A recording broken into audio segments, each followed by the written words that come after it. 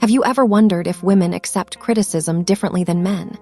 This question may seem straightforward, but it reveals layers of societal expectations, psychological differences, and personal experiences that shape how individuals respond to feedback. In today's discussion, we will explore the nuances of this topic, examining potential differences in how women and men handle criticism and what factors contribute to these dynamics. To start, let's consider the historical context of gender roles. Traditionally, women have been socialized to prioritize harmony, empathy, and nurturing qualities, while men have been encouraged to exhibit assertiveness and confidence. This foundational socialization may influence how each gender perceives and reacts to criticism. For instance, women, who are often expected to maintain relationships and avoid conflict, might receive criticism in a way that aligns with these values. They may focus more on the relational aspects of feedback, considering how it affects their relationships with others. Conversely, men might approach criticism with a more competitive mindset, viewing it as a challenge to overcome or an opportunity for improvement. This perspective can lead to a different emotional response when faced with criticism. Men may be more likely to compartmentalize their feelings, focusing solely on the feedback rather than the interpersonal implications. This difference raises an important question.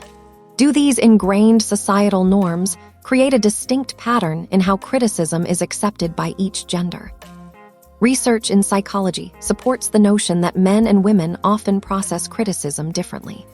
For example, studies have shown that women may experience higher levels of anxiety and self-doubt when receiving negative feedback, while men may feel motivated to assert their capabilities in response to criticism.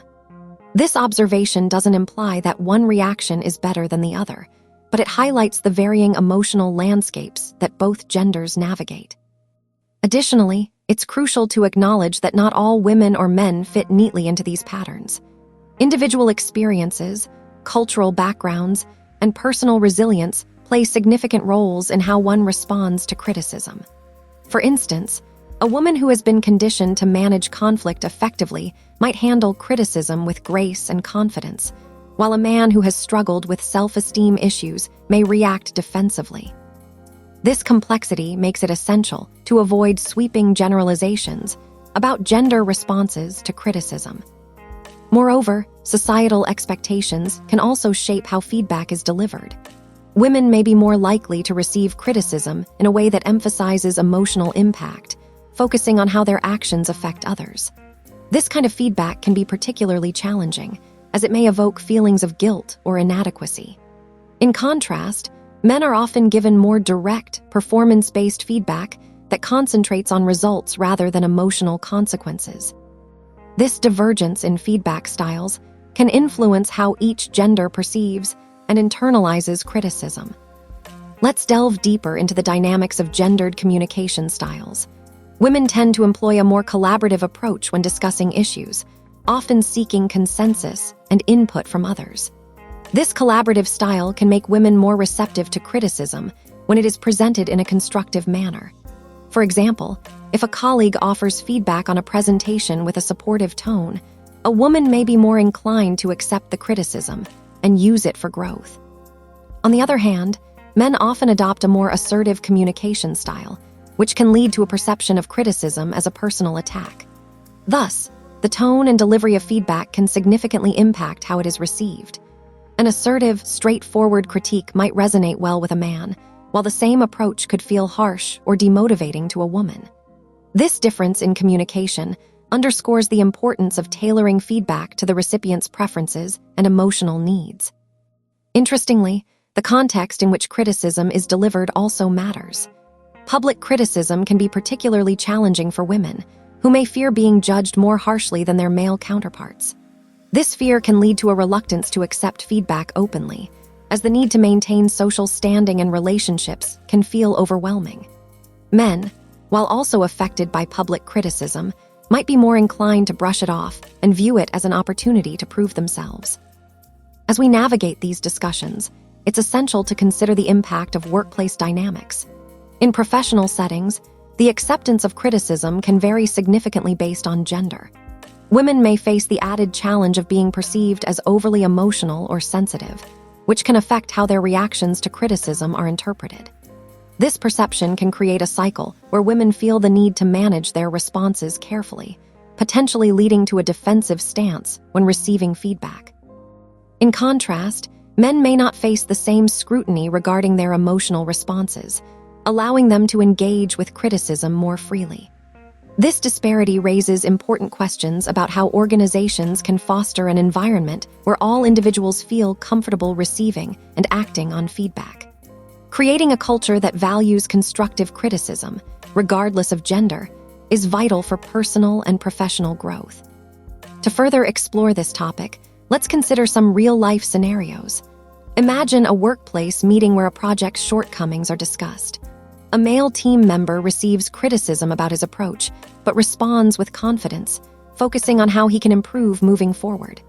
Meanwhile, a female colleague might feel the weight of the feedback more acutely, questioning her abilities and worrying about how it affects her team dynamics. In this scenario, the male's response could be perceived as assertive and proactive, while the female's reaction might be viewed as overly sensitive. However, both reactions stem from deeply ingrained societal expectations and personal experiences. It illustrates the need for a more nuanced understanding of how gender influences responses to criticism and emphasizes the importance of empathy in feedback delivery. As we continue to dissect these dynamics, it's also essential to recognize how cultural factors play a role in shaping responses to criticism. Different cultures have varying norms regarding gender roles, which can further complicate how criticism is accepted. For instance, in some cultures, women may be expected to be more submissive, leading to a greater reluctance to voice disagreement or accept criticism openly. In contrast, cultures that prioritize egalitarianism may encourage both genders to engage with criticism more equally. This cultural lens reminds us that while patterns may exist in gender responses to criticism, they are not universal. Personal agency and cultural context intersect in ways that can either reinforce or challenge traditional gender norms. As global conversations about gender equity evolve, it is essential to remain mindful of these complexities. As we reach the end of our exploration, it's crucial to invite reflection on your experiences.